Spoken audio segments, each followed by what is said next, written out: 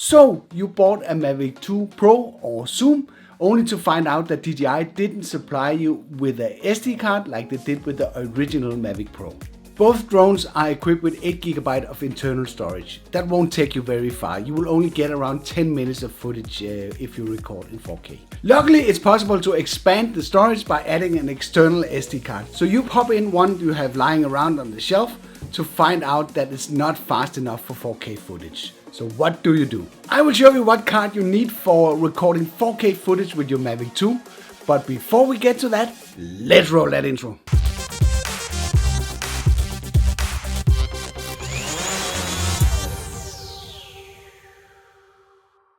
Last time I did a video like this for the Mavic Air, I got some complaints about me not getting to the point telling you what card you need to record 4K footage. We will do it different this time, and I will give you the explanation a little bit later. But if you just want to purchase the card that works with your Mavic 2, there's a link in the description below.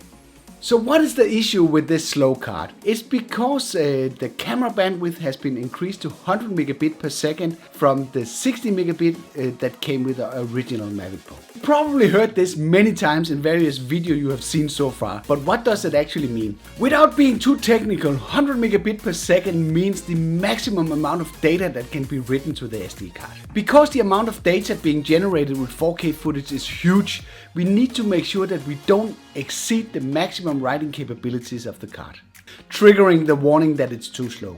If that happens, we will start to get issues with the footage not being smooth and appear choppy. This is why you should always go for a known brand that can deliver on the writing capabilities.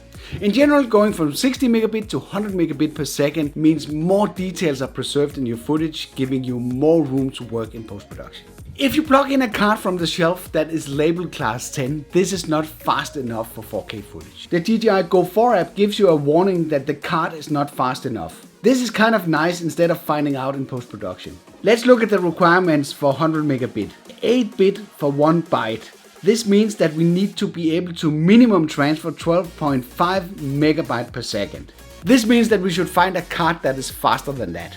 The old card was labeled at class 10 and has a maximum write speed of 10 megabyte per second. And we just learned that we need 12.5, so this is not fast enough for your Mavic 2. If you do not plan to shoot 4K with your new drone, then you're perfectly fine with a class 10 card. It can be quite a jungle to find out what brand to go for, so this is why I decided to make this video for you guys. So if you appreciate that, then consider subscribing to the channel for my weekly tips, tests and tutorials. But it's really not that complicated once you know what to look for.